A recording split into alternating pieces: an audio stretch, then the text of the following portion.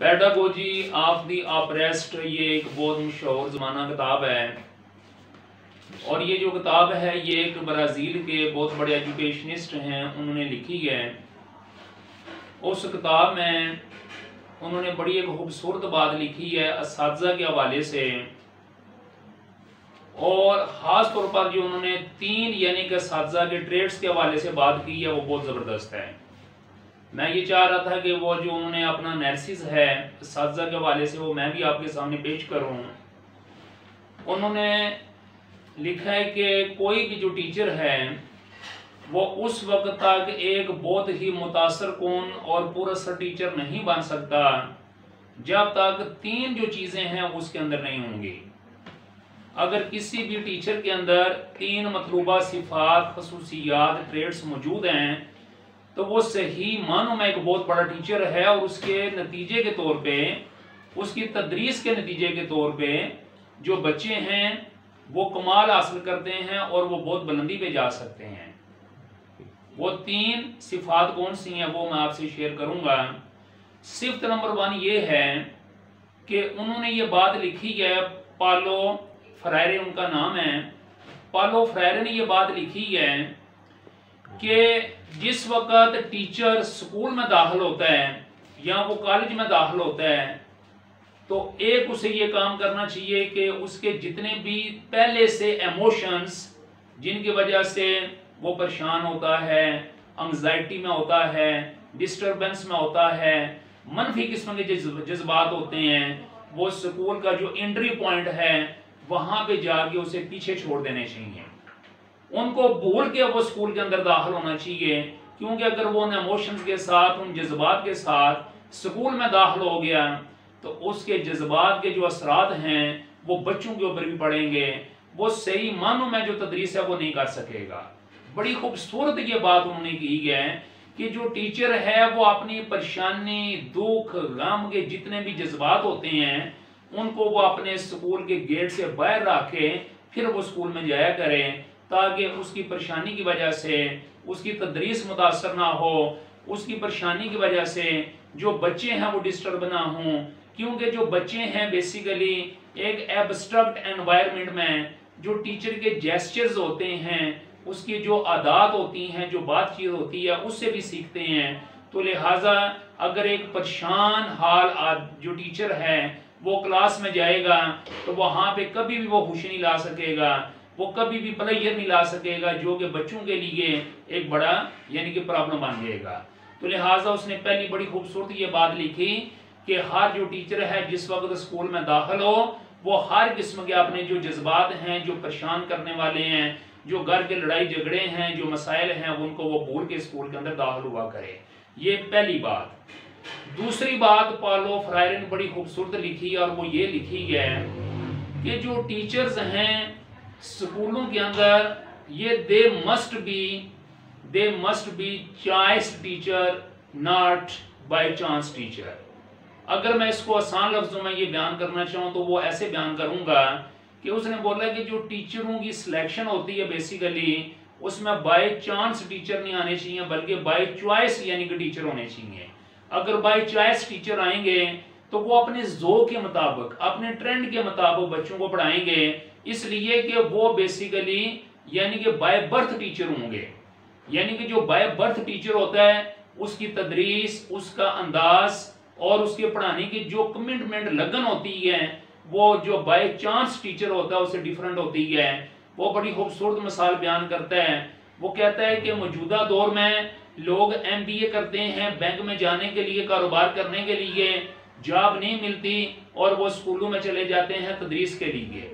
لوگ DVM کرتے ہیں یعنی کہ جانوروں کا علاج کرنے کے لیے، جانوروں کی دیکھ بھال کے حوالے سے، لیکن جاب انہیں نہیں ملتی تو وہ جا کے اسکولوں میں پڑھانا شروع کر دیتے ہیں۔ کہتے ہیں کہ یہ ایک بہت بڑا مسئلہ ہے، لہٰذا ٹیچر وہی ہے جو بائی برتھ ٹیچر ہے، جس کو اس نے دوسرا جو نام دیا ہے وہ بائی چوائس ٹیچر کا نام دیا ہے، کہ ایسا ٹیچر جو اس شعبے کی جو سلیکشن ہے وہ اپنی مرضی سے کرتا ہے، اس میں اس کا اپنا ذوق شامل ہوتا ہے، اس میں اس کا اپنا ٹرینڈ شامل ہوتا ہے، اور جب یہ ساری چیزیں شامل ہوتی ہیں تو وہ صحیح معنوں میں ٹیچر بھی ہوتا ہے اور صحیح معنوں میں ٹیچنگ کر سکتا ہے۔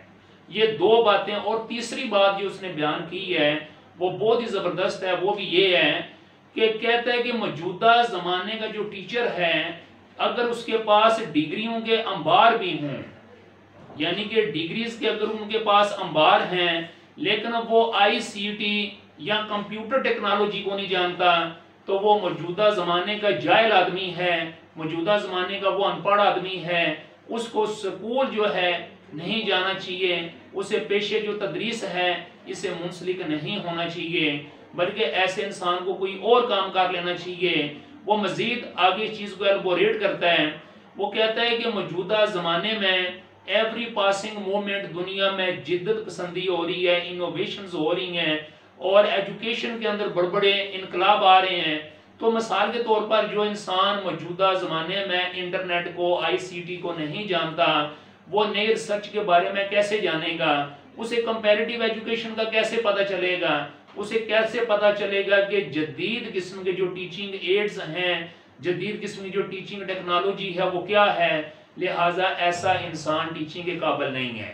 اٹ مینس یہ تینوں باتیں اس نے بڑی خوبصورت اپنی کتاب یعنی کہ پیڈاگوجی آف دی اپریسڈ میں لکھی ہیں۔ یہ 1970 میں اس کی جو کتاب ہے یہ مکمل ہوئی تھی، اور اس نے یورپ کے اندر بڑا ایک تہلکہ مچا دیا تھا، اور اس نے یہ بات بولی تھی کہ کاش میری جو ملک کی گورنمنٹ ہے، یہ خود برازیلین ہے، برازیل کے رہنے والے ہیں، کہتے ہیں کہ کاش جو میری گورنمنٹ ہے وہ میری ان تینوں باتوں کو مد نظر رکھتے ہوئے جو ٹیچرز ہیں ان کی سلیکشن کریں، اور اگر وہ ایسا کر لیتے ہیں تو ہمارا جو ملک ہے یہ بہت ترقی کر سکتا ہے، ہم آگے نکل سکتے ہیں، اور جو نسلیں ہیں وہ بہت جلدی ترقی کی منازل پہ پہنچ سکتی ہیں، اور یعنی کہ تعلیمی انقلاب آ سکتا ہے اور ہمارا ملک ترقی کر سکتا ہے۔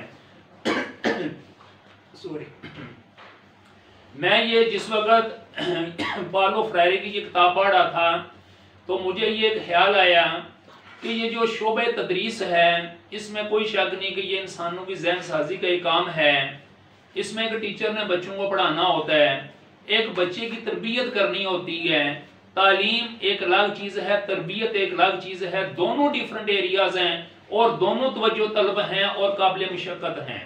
یعنی مشقت طلب بھی ہیں اور توجہ طلب بھی ہیں، یہ دونوں ایریاز، ایجوکیشن پلس ٹریننگ۔ ایک جو ٹیچر ہے یہ ایجوکیشن کا کام بھی کرتا ہے اور بچوں کی تربیت بھی کرتا ہے، یہ دونوں کام کرتا ہے، اور یہ اتنے بڑے کام ہیں کہ یہ عام انسانوں کے بس کی بات نہیں ہے۔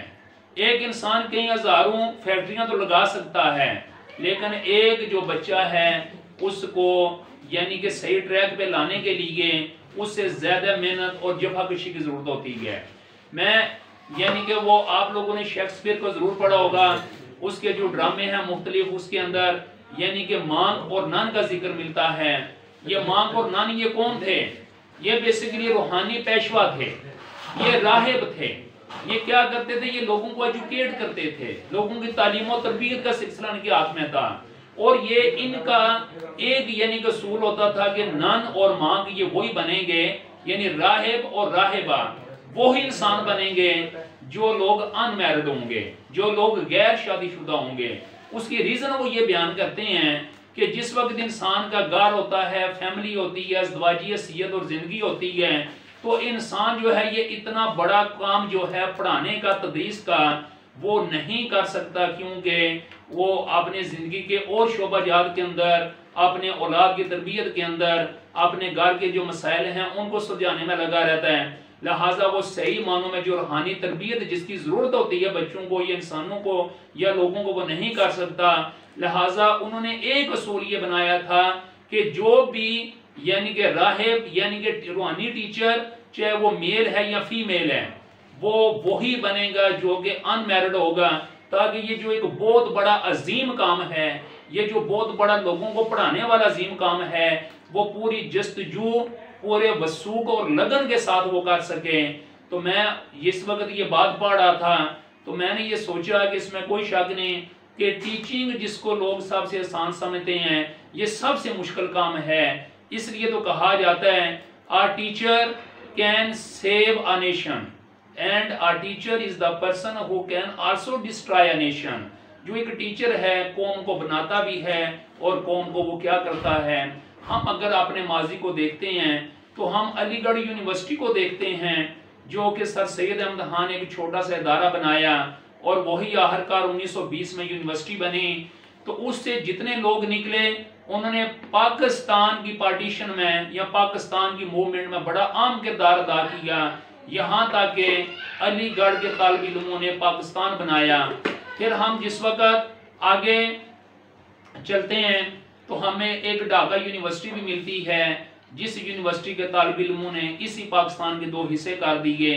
اٹ مینس کہ دنیا کے اندر جتنے بڑے بڑے انقلاب آتے ہیں وہ سکولز اور یونیورسٹیز میں آتے ہیں اور ان کے پیچھے ایک ٹیچر ہوتا ہے. تو لہٰذا یہ جو پالو فریرے اس کی کتاب ہم سب کو پڑھنی چاہیے، پیڈاگوجی آف دا اپریسڈ، اس کے اندر اس نے اور بھی بڑی اچھی اور خوبصورت باتیں لکھی ہیں. 3 باتیں جو میں نے آپ کے سامنے شیئر کی ہیں ان کا خلاصہ میں بیان کر دیتا ہوں. بات نمبر 1 کہ جب بھی ٹیچر سکول میں جائے اپنے جو پہلے سے جتنے بھی حالات ہیں، جو انگزائٹی والے، پریشانی والے، دکھ درد تکلیف جو بھی زندگی کے مسائل ہیں ان کو سکول کا جو گیٹ ہے ان کے باہر رکھ کے جائے. جب سکول کے اندر وہ داخل ہو تو وہ بالکل ایک اشاش بشاش اور انتہائی پرو ایکٹیو قسم کا ٹیچر ہو. دوسری بات اس نے جو لکھی وہ اس سے بھی خوبصورت ہے کہ جو ٹیچر ہے وہ دیٹ مسٹ بی یعنی کہ بائی برتھ یعنی کہ بائی چوائس جو ٹیچر ہے وہ ہونا چاہیے، بائی چانس نہیں ہونا چاہیے. بائی چانس جو ہے یہ تو دن لگانے والی بات ہے، اپنے پاکٹ منی کے لیے جیب خرچ کے لیے آتا ہے، کچھ عرصہ لگاتا ہے، جیسے اسے اچھی اپرچونٹی ملتی ہے ادھر چلا جاتا ہے. اور اگر بائی چوائس ہوگا تو وہ اپنا کام صحیح کرے گا اور وہ اسی شعبے سے منسلک رہے گا. اور جو تیسرا ہے کہ ایک ان پڑھ ٹیچر موجودہ زمانے کا وہ ہے جو کمپیوٹر، آئی سی ٹی یا انٹرنیٹ کو نہیں جانتا. لہٰذا یہ جو تینوں چیزیں ہیں آپ لوگ بھی یہ اندازہ لگا سکتے ہیں کہ موجودہ زمانے میں ہر ایک ٹیچر کے لیے ضروری ہیں. میری یہ جو ویڈیو ہے اس کو آپ دیکھیں، اگر آپ کو اچھی لگتی ہے دوسروں تک شیئر کریں. آپ نے اگر ابھی تک میرے چینل کو سبسکرائب نہیں کیا آپ سبسکرائب کریں تاکہ میں اس طرح کی اچھی اچھی جو معلومات ہیں بس یہ صدقہ جاریہ سمجھ کے آپ لوگوں تک پہنچاتا رہوں. Thank you very much for listening. اللہ حافظ.